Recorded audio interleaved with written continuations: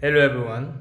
Today we are going to go through number of flower in full bloom, which is our daily coding of today, difficulty hard. We are going to break it down into something more easy to understand and easy to solve. And throughout this process, we are going to see first thing how to use hint to solve difficult problem, and then how to use LeetCode platform to kind of validate your example. So without wasting time, let's dive in. Before diving into what we are supposed to solve today, if you're new here is Agro Architect. Here we are doing LeetCode daily occurring solution. So if you're interested into any of those topics, don't hesitate to subscribe. Do not miss what you are doing here.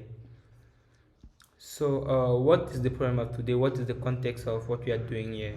So to make it simple, we have a number of flowers, and each of the flowers has a starting and an ending time of blowing. We're saying that we are going to say that way. And then we have visitor coming at a specific time, and we are supposed to find out how many open or how many full bloom flower a specific visitor is going to see when it will arrive at the time t. So that is what we are supposed to do here. Said that way, it's not that clear. Maybe let us take some example. Here we have we have a number of flowers. We have the first flower, which will be blooming from time 1 to time 6. The second one will be blooming from time 3 to 7. The third one 9 to 12, and the last one 4 to 13. So I've just created a representation for us to see better. So this is the first one, 1 to 6, the second one, the third one, and the last one.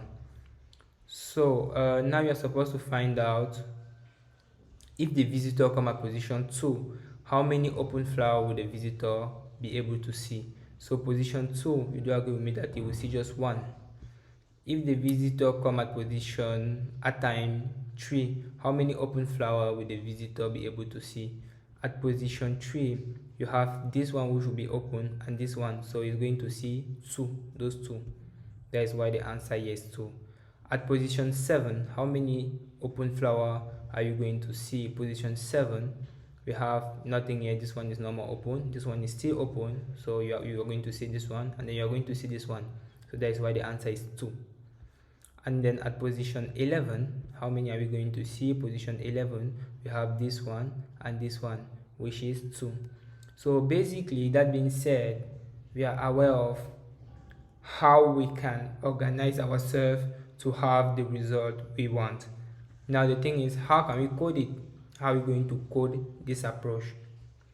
So the intuitive approach or the naive approach that you can use is to have a double for loop, where you are going to loop through the array of people, and for each of the people you are going to check if the flower is actually, if the starting time of the flower is less or equal to this time, and the ending time is greater or equal to this time. That means it is in between the starting and the ending. But the issue with that solution is that it's going to put you into time limit, so that's something you cannot use for this. So how are we going to solve it? I made use of the hint to solve this. So the hint, in the hint here, you can see that, notice that for any given time, the number of flower blooming at time t is equal to the number of flower that have started blowing minus the number of flower that have already stopped blooming. Interesting. So if you are able to know at a given time the number of flower that has started blooming and the number of flower that have ended blooming, then we'll be able to have the solution. That being said, how can we achieve that? So let us dive in this. Before even trying to achieve that, let us first try to verify that statement. How can you verify this statement? What I would say is that, I would just say, let me just return something like this so it won't crash. And then after this, I will say, okay, I will take some example with 4, I will take example with 4, 9, 7, and 14 to verify that statement. So let us verify together. Let me take my pen and I will say okay. For time, what is it? Let me take my pen. Okay, so what I will say is that for the first one, for time equal to 4, right? At time equal to 4, how many elements are open, how many flowers open? So we have time 4, so this one is open, right? This one is open, this one is also open, so we have 3 that have started blooming. I mean, like, how many have started blooming? We have 3. How many have ended blooming? None of them are actually ended blooming because we are at the end of none of these 3. So minus 0, which is actually 3. I'm just making assumption. We are going to verify if it is true. So for the time equal to, for the time 9, at time 9, how many have started blooming? We have this one which has started blooming, we have this one which has started, we have this, and then we have this. So this is a total of 4 elements that have started blooming. How many has ended? So at this time, this one has ended, this one has ended, and that is all. So we have minus 2 that has ended, and the result is 2. With time 7, let us take time 7. With type 7, how many elements have started blooming? At 7, you have this one which has started blooming 1, this one has started blooming 2, and that is all. We have just 2 that have started blooming. We also have this one 3, 1, 2, 3. So we have 3 that have started blooming. And then how many have ended blooming? We have this one which has ended blooming. This one is still blooming, so we don't count this. And then yeah, so just one that has ended blooming, minus 1, which is also 2. And then the last one, 14. I choose to take 14 because I want to take an edge case, someone which is out of range, to see how this mechanism of ending and starting is actually behaving.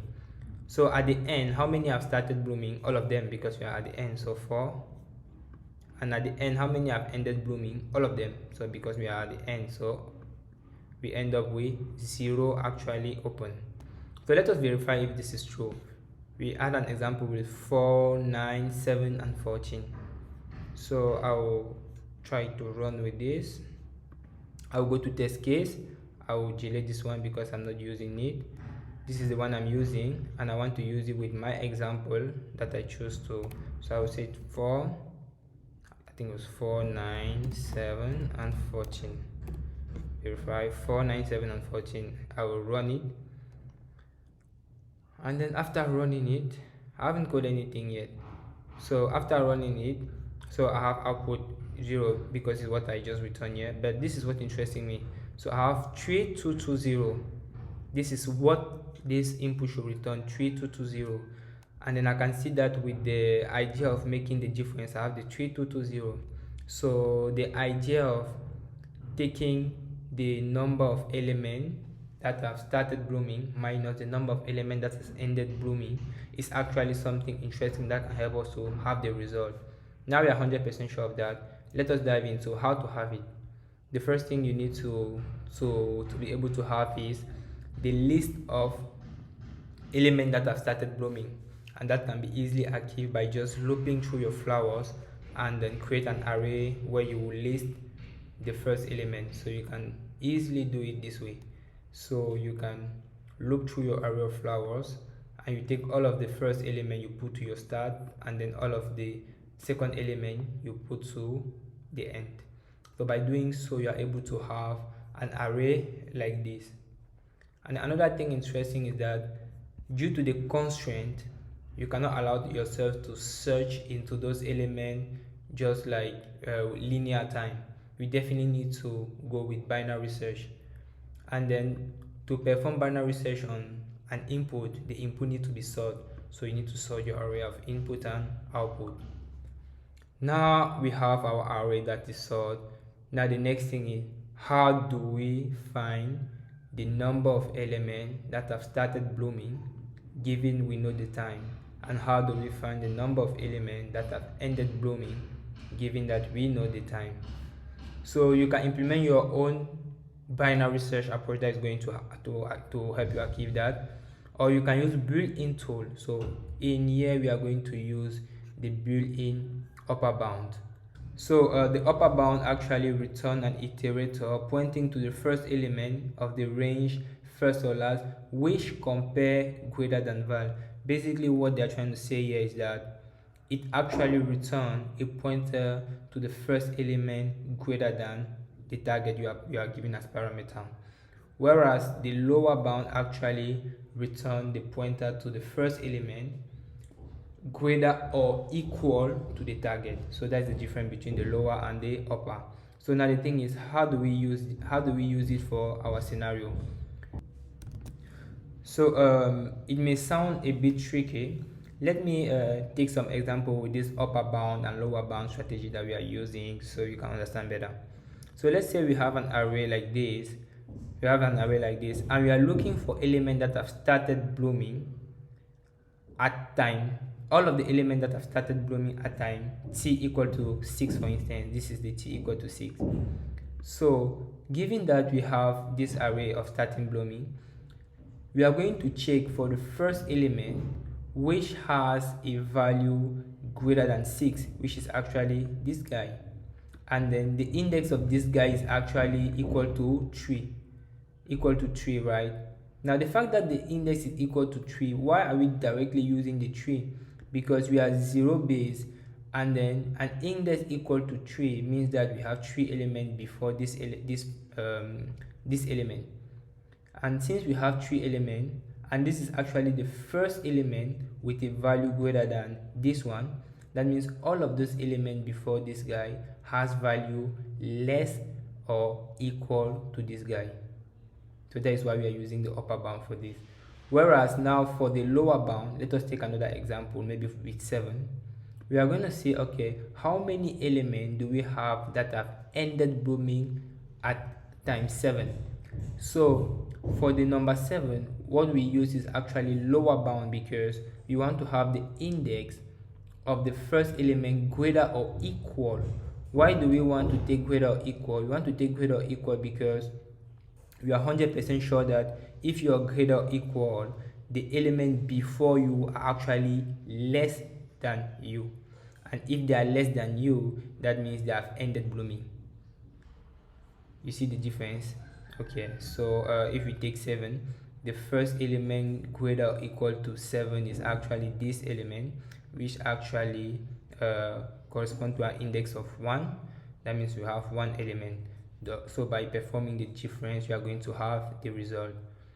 So you can allow yourself to take this to output the start index, the end index of your various elements to understand better how this thing is performing. And this is even an example.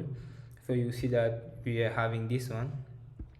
You will see that the upper bound and the lower bound are actually returning accurate result, because we have 3 4 3 4 here, which is 3 4 3 4, and here we have 0 2 1 4 0 2 1 4 0 2 1 4.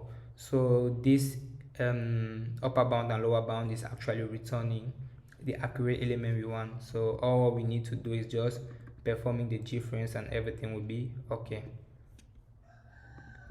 So yeah, so this was my approach of solving this. I hope you do enjoy it. Feel free to leave me any input. I'll be really happy to interact with you regarding this. In this video, we are able to understand first how to use the hint to solve problem. Second, how to use your console to kind of validate your input.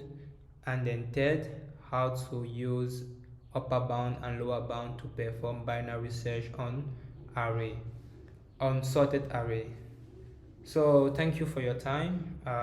Don't hesitate to give me any feedback. I'll be really happy to interact with you. See you on the next video. Ciao.